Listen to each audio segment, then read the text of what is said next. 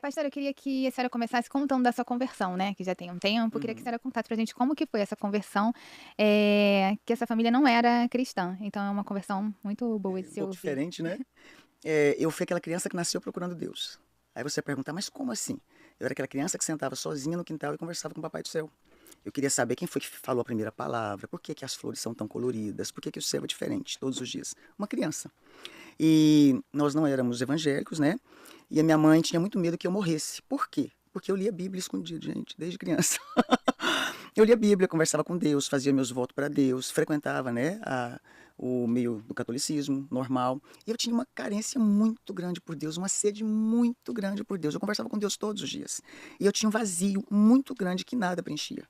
Porque eu conhecia um Deus distante, um Deus que estava morto, pendurado numa cruz, né, não se focava tanto que ele havia ressuscitado.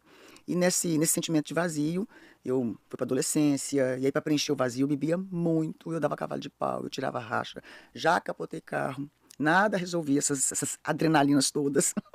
Não parece, né, gente? Nem um pouco, E bem pastora. nova, Bem né. nova, gente, com 16 para 17 anos. Não tinha ideia mesmo. Eu só não era aquela menina que era namoradeira, né? O princípio familiar, minha mãe dizia: olha, vocês têm que ser bem sistemática, cuidado com o homem, colocou aquele medo na gente, né? E eu tinha mais ou menos de 14 para 15 anos, eu fui convidada a ser modelo, né? E aí entrei na carreira de modelo, me tornei Miss, fui Miss e modelo até 2 semanas antes de eu fazer 17 anos. E eu tinha muita baixa estima para ganhar os desfiles. E eu conversava com Deus no banheiro, ajoelhava e falava, levava minha biblinha, pequenininha dos Gideões, né? Abraçava, parecendo que era um amuleto da sorte, um amuleto de fé. E eu dizia: Deus, se é verdade que o Senhor escuta oração, deixa eu ganhar esse desfile para me provar para as pessoas que eu não sou tão patinho feio como todo mundo fala, né? E aí eu ganhava o desfile e para pagar o voto, né, que eu tinha feito, eu tinha que ler um livro da Bíblia, 2 livros da Bíblia. Me parece que no terceiro ou quarto voto eu me apaixonei por Deus. Eu conheci Deus sozinha, dentro do meu quarto, quando eu li a história da Samaritana e vi aquela voz no meu interior e disse: se você beber da fonte da vida, da água da vida que é Jesus, você nunca mais vai ter sede. Você acredita que ali sozinha, faltavam 2 semanas para eu completar 17 anos, eu tive um encontro com Deus assim, extraordinário. Eu trabalhava na Caixa Econômica Federal como estagiária. Tinha um moço que ele tinha muita resistência em falar do evangelho, porque ele era muito criticado. Também naquele tempo, né, gente?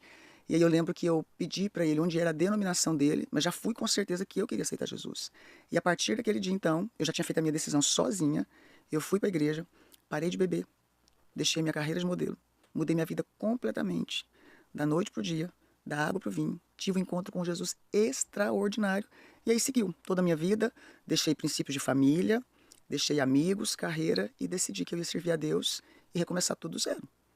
E Foi como assim. que foi largar os amigos? A senhora viu que não dava para continuar com aquelas amizades, que não ia conseguir seguir o caminho de Jesus estando com aquelas amizades, então é importante largar as pessoas que não têm o mesmo pensamento que a gente? Foi uma coisa interessante, né? Nenhum líder falou pra mim. Até porque quando eu converti, a igreja que eu converti, a gente devia ter 50 pessoas. Era no interior, uma igreja que estava começando nova na cidade que eu morava, né? Eu me lembro que eu perguntei pra minha pastora na época só uma coisa: eu preciso mudar minhas roupas? Imagina, ex-miss. As roupas eram tudo decentes, A misericórdia. igreja que você começou a frequentar era muito tradicional? Não, era uma comunidade. E foi muito interessante a palavra que ela me deu. E você sabe que foi fundamental para mim para me ensinar uma vida realmente de fé, de dependência e de intimidade. Ela falou assim: se eu te falar para você mudar a sua roupa, você vai mudar por mim. Então deixa eu te contar uma coisa, você já lê Bíblia. Você converteu sozinha no seu quarto. O Espírito Santo já falou com você. Então pergunta para ele se você deve trocar suas roupas ou não. Eu trabalhava no banco, eu era estagiária naquele tempo, e eu me lembro que eu estava no banco e eu estava com uma camisa de seda pura, branca, clarinha, e um sutiã todo cheio de rendinha, né? Porque modelo, né, gente? As roupas eram bem decente mesmo, né? Era bem sensual mesmo. E eu tô lá atendendo um cliente e de repente o cliente não olhou no meu rosto, ele olhou no meu decote. Quando o cliente olhou, eu estava lendo naquela semana: se o seu corpo, seu olho, a sua mão faz alguém pecar, arranca e joga fora. Eu me senti nua. Eu fiquei com tanta vergonha. Eu falei: meu Deus, o homem tá pecando. Ele tá desejando a mulher que não é dele. A partir daquele dia, por mim mesmo, eu comecei a mudar completamente as minhas roupas. As amizades que eu, lendo a Bíblia, gente, ler a Bíblia é libertador, né? Lendo a Bíblia, eu li: não se assente na roda de escarnecedores. Então, quando eu sentava com os meus amigos que não eram cristãos, a conversa era traição, era bagunça, era bebida, era racha. E aí eu fui entristecendo de tal maneira que eu falei: esse ambiente não serve mais para mim. Essa roupa não serve mais para mim. Interessante, né? Aí depois eu fui para uma igreja mais tradicional. Quando eu conheci meu marido, foi eu que ganhei ele para Jesus, porque ele estava desviado, né? Afastado de Deus. Uma história muito linda. E foi então a partir daí que eu comecei a perceber que eu poderia andar elegante, arrumada, bem vestida, mas que eu tinha que ter zelo por aquilo que eu estava transmitindo ao me vestir, que eu tinha que ter decência, que eu tinha que manter o pudor, e que eu não poderia conviver com amizades que de fato me afastassem de Deus. E foi muito natural, porque foi a vida de comunhão com Deus, foi a intimidade com Deus que me mudou. E eu falo isso com muita emoção. Eu nunca tive problemas de questionar regras no bom sentido.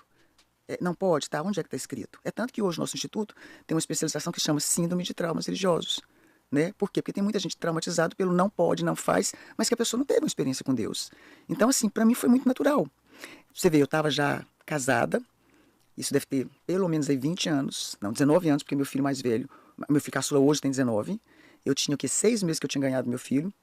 Eu fui trabalhar na nossa empresa, o meu esposo tinha ido para Brasília, e eu fui lá, tinha comprado um vestido novo que não tinha nada de deselegante, tá?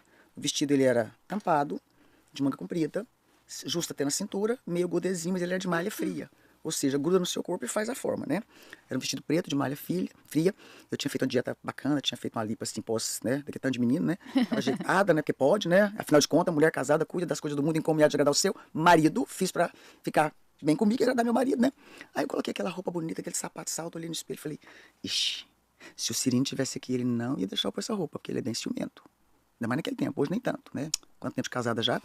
Aí eu olhei assim pro espelho, aí eu falei assim comigo, mas ele não tá aqui. Não tem decote, não tá corto, não tá colado, só tá desenhando o corpo, né? E eu fui descer na escada de casa. E eu levei uma pancada como se fosse no vidro. Aquela pancada assim, aí veio aquela voz. O seu marido não tá, mas eu tô. E eu tenho ciúme de você. Volta e troca. Foi uma das experiências mais fantásticas que eu tive com Deus em coisas tão simples. Vocês não têm noção que experiência foi aquela. Era como se Deus falasse comigo, a sua roupa, você trabalha num ambiente secular, você mexe com carro, o dia inteiro tem clientes, e você vai fazer os homens pecar. Então, o seu marido não tá aqui pra te pôr freio? Minha filha, vai não, vai dar ruim. Gente, você não tem noção, peguei aquele vestido, tirei numa alegria, botei outra roupa, coloquei ele dentro do saquinho, amarrei, falei, às vezes depois Deus muda de ideia, né? Aí eu pego a roupa e uso de novo. Eu falei, então eu deixo para as minhas filhas quando elas ficarem moça, né? Ô, gente, eu não sei como é que uma traça entrou dentro daquele saquinho, ficou o vestido inteiro. Anos depois eu peguei. Gente, foi uma experiência, assim, fantástica. Então, meninas, uma coisa assim que eu sempre falo. Se você tem uma vida de intimidade com Deus, é muito leve. Porque não se torna uma obrigatoriedade. Se torna um amor tão grande que quando Deus te ministra no coração, não é difícil largar amigos, não é difícil mudar determinados comportamentos para um amor maior.